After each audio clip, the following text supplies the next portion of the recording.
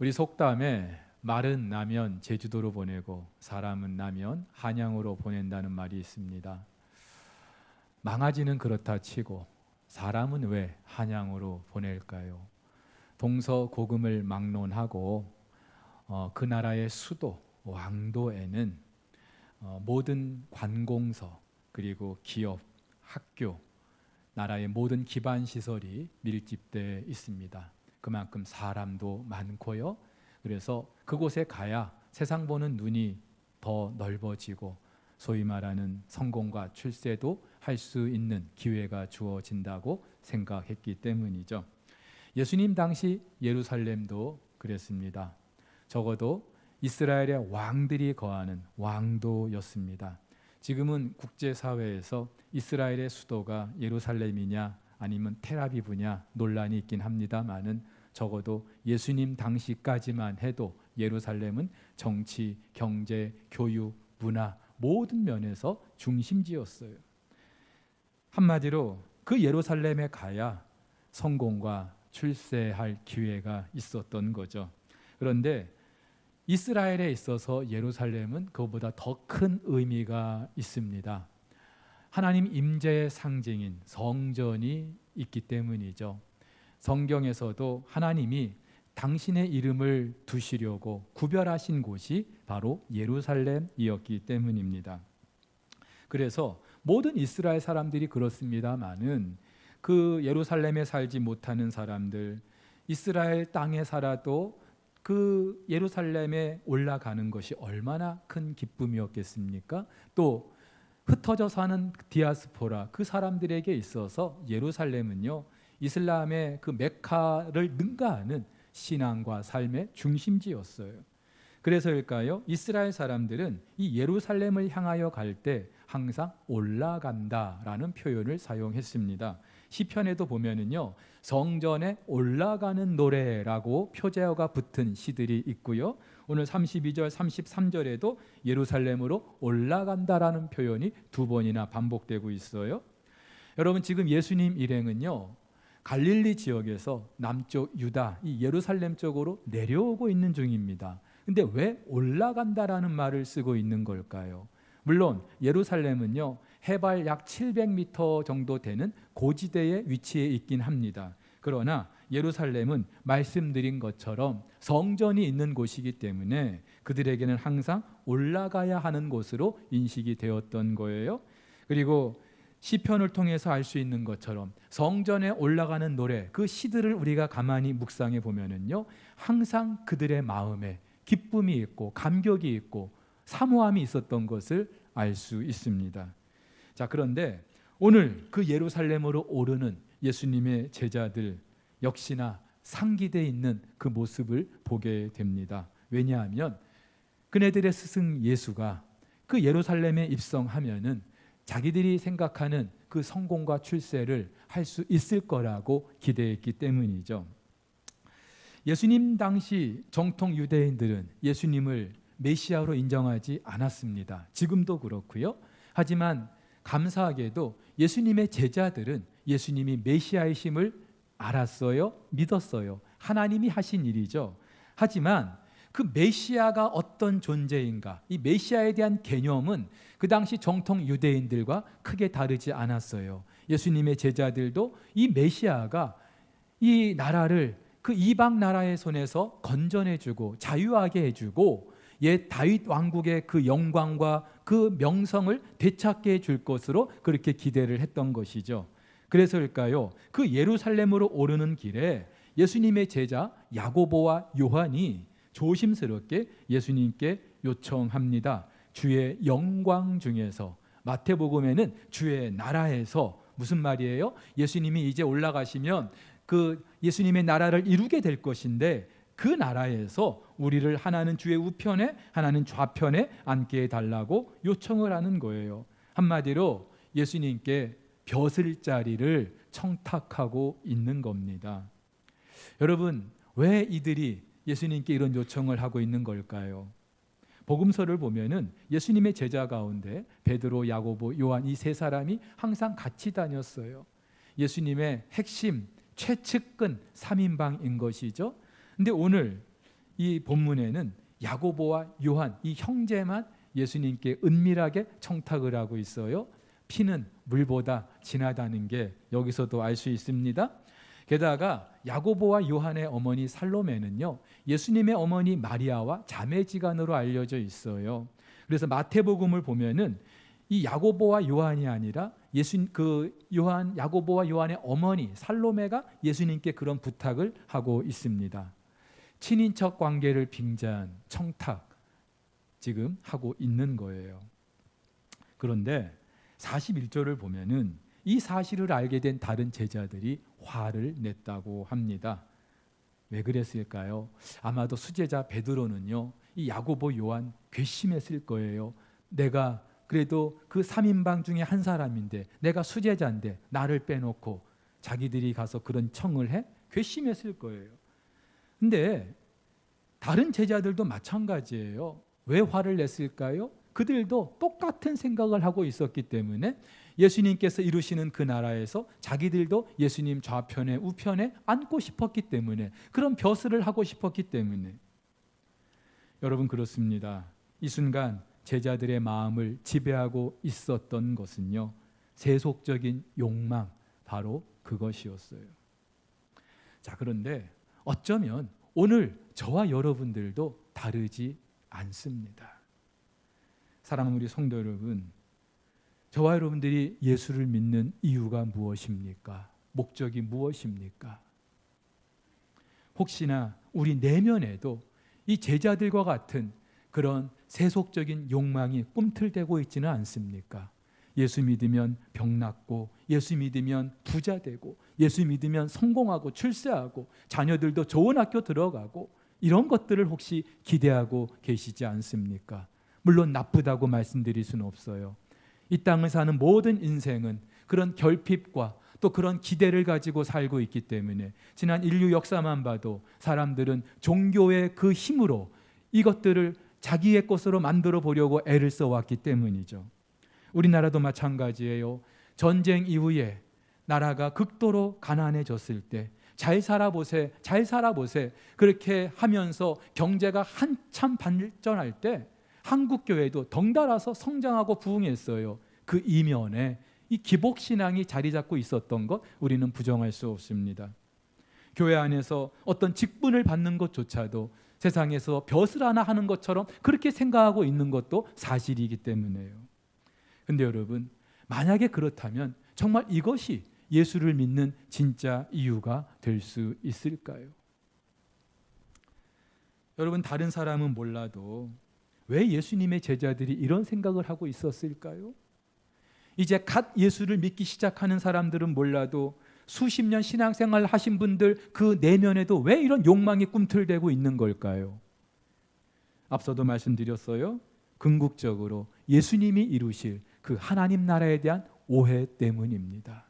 하나님 나라가 어떤 나라인지 잘못 알고 있는 거예요.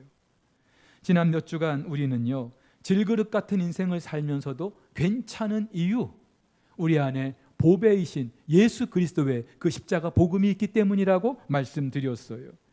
그래서 지난주에는 이 땅을 살면서 우리가 눈에 보이는 겉사람이 아니라 속사람에, 그리고 내 일이 아니라 하나님의 일에 우선순위를 두며 살 수 있는 이유, 하나님 나라 때문이라고 말씀드렸어요. 근데 여러분, 도대체 하나님 나라가 어떤 것입니까? 무엇이 하나님 나라입니까? 여러분, 하나님 나라는요, 한마디로 왕이신 하나님이 통치하시는 나라입니다. 헬라어로 이 나라라고 하는 바실레이아는 왕국을 의미해요. 왕이 통치하는 나라. 공화국도 아니고요, 왕국이에요. 하나님 나라는 왕국이에요. 그런데 여러분 아시는 것처럼 하나님은 온 우주 만물의 창조주시죠. 지금도 당신의 뜻대로 세상 만물을 통치하고 계셔요. 그렇다면 굳이 하나님 나라라는 말이 필요 없잖아요. 세상 모든 것이 하나님의 것인데. 근데 왜 하나님 나라라는 이 용어를 사용하고 있는 걸까요? 예수님께서도 공생애를 시작하시면서 회개하라, 천국이 가까이 왔느니라, 하나님 나라가 가까이 왔느니라, 왜 그렇게 말씀하신 걸까요?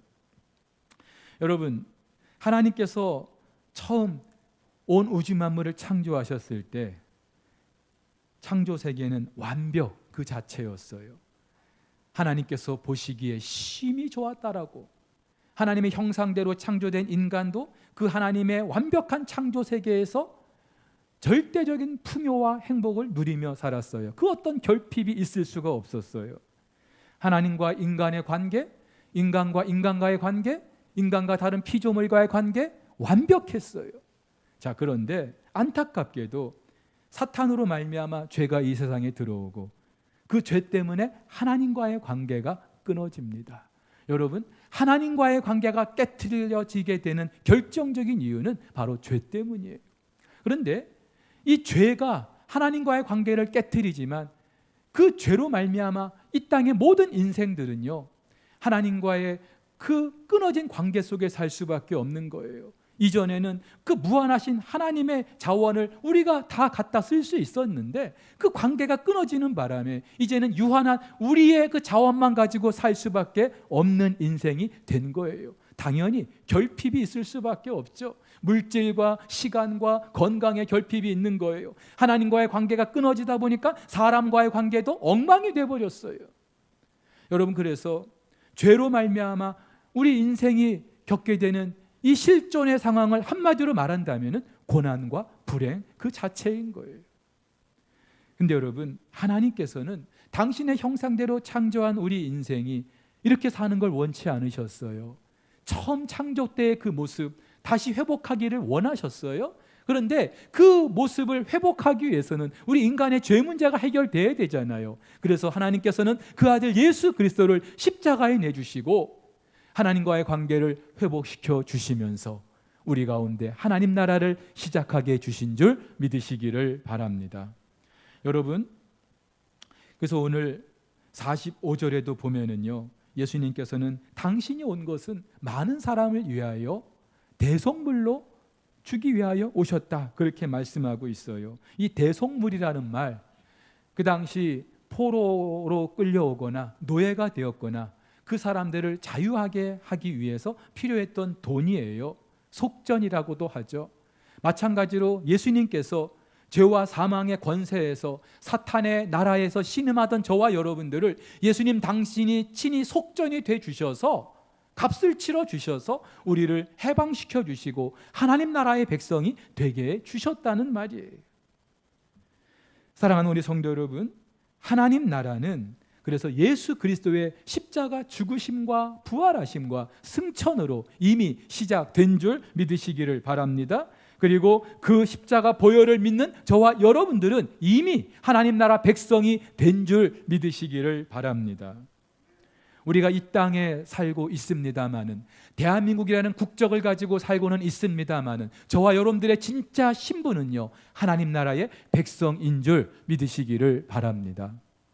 물론 이 하나님 나라는 최종적으로 예수님 다시 오심으로 완성될 거예요. 그러나 예수님의 십자가 사건 이후로 이 나라는 이미 시작이 됐고요, 저와 여러분들도 이미 그 나라의 백성으로 살아가고 있는 줄 믿으시기를 바랍니다. 어떻게 살아야 될까요? 이 땅에서 저와 여러분들이 하나님 나라 백성으로 어떻게 살아야 될까요? 지난 시간에 저는요, 더 이상 지금은 천동설이 아니라 지동설이 과학적으로 객관적으로 입증된 그런 이론이고, 그래서 사람들의 세계관과 가치관이 중세 때와는 완전히 바뀌게 되었다고 말씀을 드렸어요. 여러분, 그렇다면은 사탄의 그 지배 아래에 있었던 저와 여러분들이 예수 그리스도의 십자가 죽으심으로 하나님 나라의 백성이 되었어요. 사탄의 나라와 하나님 나라는요, 전혀 다른 거예요. 그렇다면은 그 나라의 백성된 저와 여러분들 어떻게 살아야 될까요? 당연히 세상을 보는 눈이, 가치관이, 세계관이 달라져야 되지 않겠습니까? 그 나라 백성으로서 살아가는 그 삶의 모습이 달라야 되지 않겠어요? 여러분, 이것을 예수님께서는 이 마가복음 10장에서 몇 가지를 통해서 말씀을 하셨어요. 먼저 13절부터 16절에서 예수님께서는 이 하나님 나라의 백성은 어른이 아니다 라고 하는 사실을 이미 말씀하셨어요.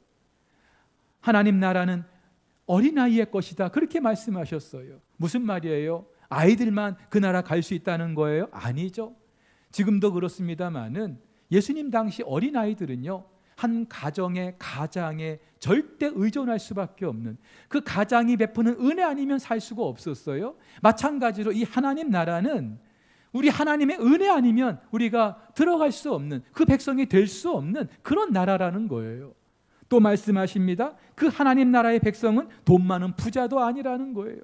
17절부터 31절에서 한 청년의 예를 들어서 예수님 말씀하시죠. 부자가 하나님 나라 들어가는 것, 낙타가 바늘기 들어가는 것보다 어렵다 말씀하셨어요. 부자면은 하나님 나라 들어가지 못한다는 게 아니에요. 내가 이 땅에서 소유하고 있는 그 무엇, 그것이 나를 하나님 나라에 들어가게 해줄 수 있는 조건이 될 수 없다는 말이에요. 오히려 그것이 걸림돌이 될 수도 있다, 예수님께서는 말씀하셨어요. 이 세상 나라의 가치관하고는 정반대되는 것이죠. 그런데 오늘 또 말씀하셔요. 하나님 나라의 백성은 섬김을 받는 자리에 있는 사람도 아니라는 거예요. 높은 자리에 있다고 그 나라 백성이 되는 게 아니라는 말이에요. 오히려 섬기는 자리에 있어야만이, 종의 모습을 가지고 살아가야만이 그 사람이 하나님 나라의 백성이라는 거예요. 그래서 이 땅에서 그가 하나님 나라의 백성인가 아닌가, 그것을 확인할 수 있는 그 여부, 그것이 있다면은 그 사람이 과연 섬기는 자리에 있는지, 종의 모습으로 살고 있는지, 그것을 보면 알 수 있는 거죠. 근데 참 말처럼 쉽지 않아요.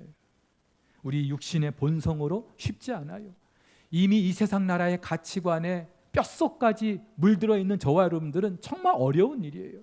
말씀을 준비하면서 저도요, 너무나 마음이 힘들었어요. 불편했어요.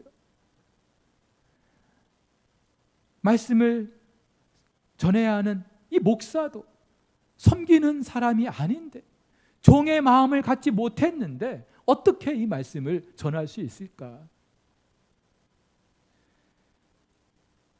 근데 여러분, 실제로 이 섬김의 자리, 종의 모습으로 살아가는 게 힘들다고 생각하지만, 그렇게 살아가는 그 삶의 자리에서 우리는 하나님 나라를 보게 되는 줄로 믿습니다.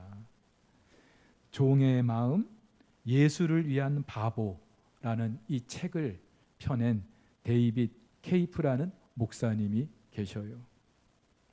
남아프리카 공화국 그 수도 요하네스버그에서 성공적으로 목회하던 어느 날, 거리로 나가서 사람들의 발을 씻기라는 갑작스러운 하나님의 음성을 듣습니다.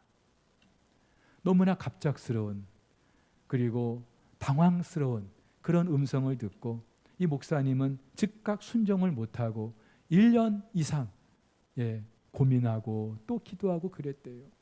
근데 더 이상 미룰 수가 없어서 하시던 사역 다 접고 가족들과 함께 길거리에 나가서 일명 길거리 세족 사역을 시작하게 된 거예요. 나무 십자가와 대야, 그리고 물통과 수건, 의자, 약 20kg이 넘는 그 짐을 지고 사람들의 발을 씻기기 시작하는 겁니다. 남아프리카 공화국은 물론이고 전 세계 어디든지 하나님 보내시는 곳에 순종하면서 다녔어요. 그렇게 다니면서 발을 씻겨드린 그 사람들 가운데 한 나라의 대통령도 있고 군 장성도 있고, 또 조직폭력배, 마약 중독자, 동성애자, 한센병 걸린 사람들에 이르기까지 너무나 다양한 사람들의 발을 씻기게 된 거예요. 심지어 걸프전이 한창일 때 그 이슬람권 중동에 가서도 발을 씻기기 시작합니다. 감사하게도 가족들이 동의하지 않으면 할 수 없는 일이잖아요. 아내도 그렇고 아이들도 그렇고 이 목사님과 함께 동행하면서 목사님이 발을 씻겨줄 때에 함께 중보하면서 기도하였다는 거죠.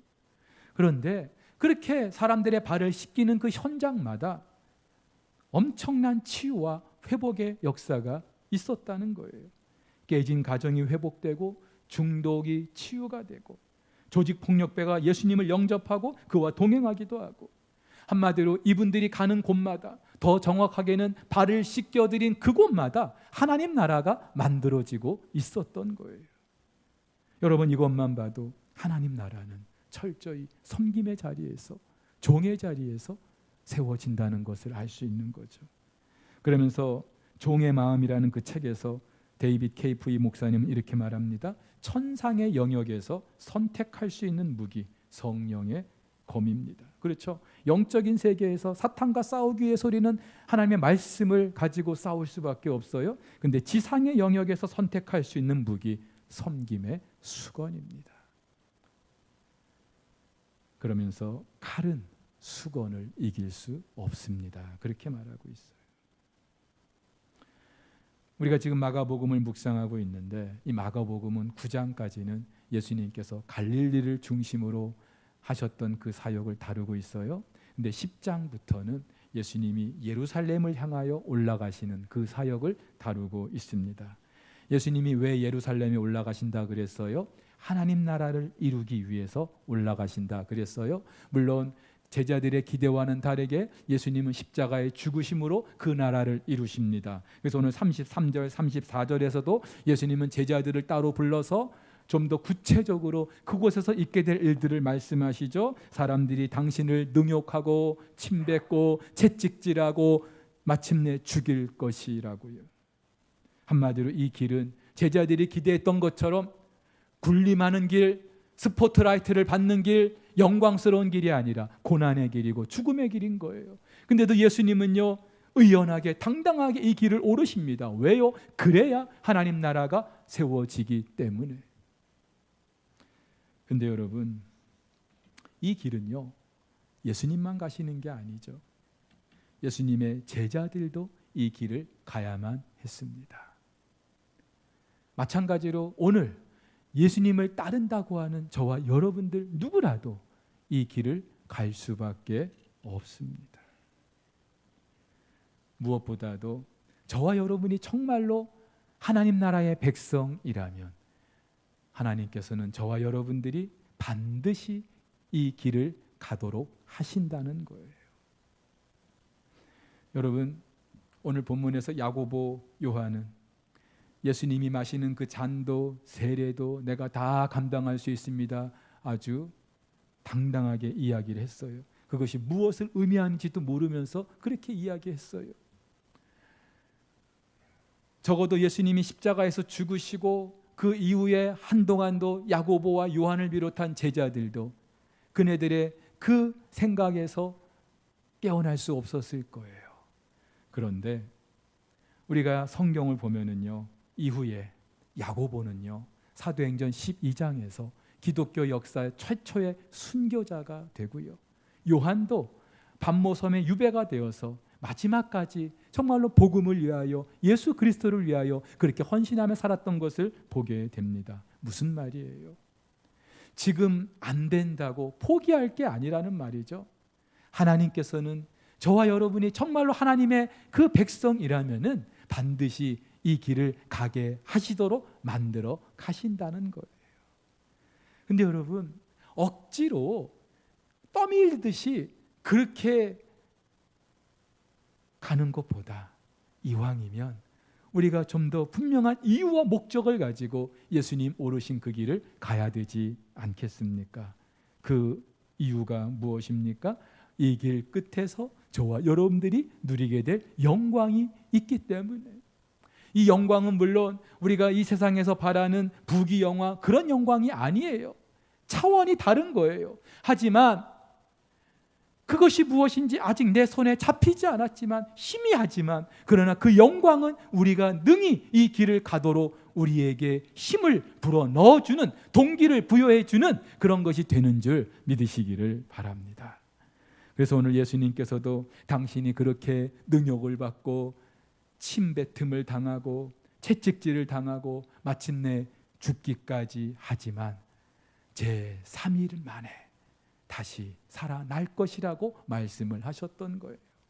빌립보서에서 예수님, 그 바울도 예수께서 십자가에 죽기까지 하셨지만 모든 이름이 예수 앞에 무릎을 꿇게 하셨다고요. 모든 입이 예수를 주라 고백하게 하셨다고요. 일반적으로 성공한 사람들에게서 나타나는 공통점이 3가지가 있대요. 하나는 일단 타고난 재능이 있어야 되겠죠. 피나는 노력도 해야 되겠죠. 그리고 결정적인 타이밍이 필요하다고 합니다. 요즘 올림픽만 봐도 그런 것 같아요. 그런데 미국의 애덤 그랜트라는 사람은요, Give and Take라는 책에서 아주 혁명적인 이야기를 합니다. 그 세 가지 조건 말고 더 결정적인 이유가 있다는 거예요. 아담 그랜트는요, 이 세상을 사는 사람들이 크게 세 부류로 나눌 수 있대요. 하나는 주기만 하는 기버, 그리고 받기만 하는 테이커, 그리고 내가 받은 만큼만 돌려주는 매처, 이 세 사람만 있다는 거예요. 자, 여러분 중에 이 세 사람의 부류 가운데 누가 성공의 사다리 맨 꼭지점에 있을 수 있겠습니까? 자, 그 전에 그 성공의 사다리 제일 밑에 있는 사람들이 누구일까요? 우리 생각에는 받기만 하는 사람이 아닐까? 받은 만큼 돌려주는 그 매처가 약깍쟁이 같은 그런 사람들이 아닐까 싶은데, 안타깝게도 제일 밑에 있는 사람들이 기버라는 거예요. 주기만 하는 사람. 당연하겠죠. 주기만 하는, 베풀기만 하니까 그럴 수도 있을 거예요. 근데 역설적으로 그 성공 사다리 제일 꼭대기에 있는 사람이 누군지 아세요? 역시나 기버라는 겁니다. 베풀고 나누고 섬기고 희생하고 배려하면서 그렇게 섬기는 모습으로, 종의 모습으로 살아가는 그 사람들, 결국은 이 세상에서도 그 성공의 사다리 위에 있게 된다는 거예요. 근데 여러분, 이게 뭐 그렇게 새삼스러운 것도 아니에요. 이미 성경에 기록되어 있잖아요. 예수님께서도 누가복음에서 주라, 그리하면 너희에게 후히 줄 것이니, 후히 되어 누르고 흔들어 넘치도록 하여 줄 것이라고요. 성경은요, 저와 여러분들의 그 섬김을 반드시 갚아주실 것을 약속하고 있어요. 근데 여러분, 이 원리를 세상 사람들도 알고 있어요. 아까 그 책의 저자는 그리스도인이 아니에요. 그런데도 이 원리를 알고 있어요. 여러분, 요즘에 리더십 중에 서번트 리더십이라는 게 있어요. 종의 리더십. 세상 사람들도 이 종의 리더십이 필요하다는 걸 알고 있어요. 근데 안타깝게도 지난 기독교 역사를 봐도 그렇고요, 오늘날 우리 그리스도인의 삶 속에서, 공동체 안에서 이런 원리가 무시되고 있다는 거예요. 세상 앞에 이 섬김과 종의 모습을 보여줘야 될 사람들이 오히려 그 세상의 가치관으로 그 사고방식에 지배를 당하고 살아가는 그 모습을 보게 된다는 거죠. 왜 그럴까요? 왜 그럴까요? 한마디로 내가 누구인지 모르기 때문인 거예요. 하나님 나라가 어떤 것인지 모르기 때문에 그런 거예요. 한 목사님 설교에서 들은 이야기인데요, 어떤 사람이 골목에서 붕어빵을 팔고 있었습니다.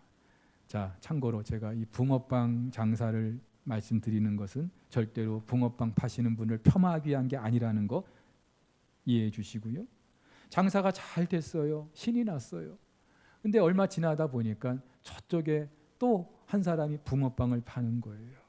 아마도 이 사람 붕어빵 장사하는 게 잘 되는 거 보니까 자기도 붕어빵 팔면은 잘 될까 싶어가지고 시작한 거예요.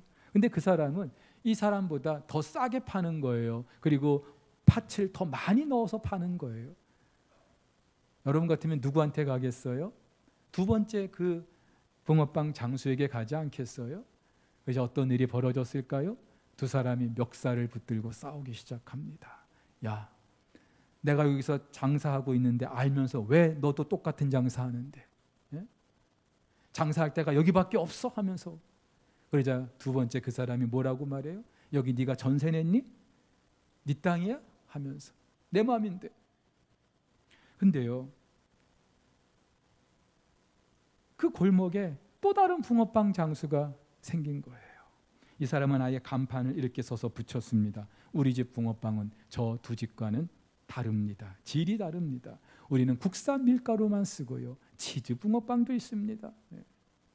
여러분 같으면 어디로 가겠어요? 같은 값이면은. 그러자 이번에는 세 사람이 서로 멱살을 붙들고 싸우기 시작하는 거예요. 근데 그때였습니다. 저쪽 골목 귀퉁이에서 검은 승용차 세단 한 대가 미끄러지듯이 들어오는 거예요. 그러면서 앞자리에서 검은 정장을 한 신사한 사람이 딱 내리더니 그 첫 번째 그 붕어빵 장수에게 말하는 것입니다. 청와대에서 왔습니다. 대통령께서 당신을 국무총리로 임명하셨습니다. 다음 달부터 선생님은 이 나라의 총리이십니다. 썰렁하죠? 뭔 그런 뚱딴지 같은 말씀을 하십니까? 여러분 그러실 거예요. 표정이 그래요. 근데 여러분, 이런 뚱딴지 같은 일이 저와 여러분들의 삶 가운데 일어난 것을 믿으십니까? 죄와 사망의 권세에서 신음하던 우리들, 세상 나라의 가치관, 지배관을 가지고 어떻게 하면 남들보다 앞서가려고 그렇게 애를 써왔던 저희들, 근데 사실 우리는요, 하나님 나라의 백성이 된 거예요. 총리와 비교할 수 없는 놀라운 신분을 갖게 된 거예요. 사랑하는 우리 성도 여러분, 우리 안에는 보배가 있습니다. 그리고요, 우리는요, 장차 영광스러운 예수 그리스도의 그 어린 양 대신 예수 그리스도의 신부로 그 혼인잔치에 서게 될 줄 믿으십니다. 그렇다면은 우리가 이 땅을 살면서 어떻게 이 세상 사람들하고 똑같이 살아갈 수 있어요? 우리는 다른 사람들이에요. 쉽지 않죠? 지난 한 주간도 또 이번 이제 시작되는 한 주간도 치열한 생존 현장에서 남보다 조금 앞서 가야, 남을 짓밟고 올라서야 내가 인정받을 수 있는 그런 세상에서 여전히 우리는 살아가게 될 거예요. 하지만 그래도 그때마다 우리의 숨을 고르고 내가 누구인지, 내 정체가 무엇인지 다시 한번 우리가 확인할 수 있고, 때로는 실패할 수도 있을 거예요. 사람들로부터 바보라는 소리 들을 수도 있을 거예요. 그러나 그 길이 결국 우리가 영광을 누릴 수 있는 길임을 믿으시고 그렇게 한 주간 승리하며 살아갈 수 있기를 주의 이름으로 축복합니다.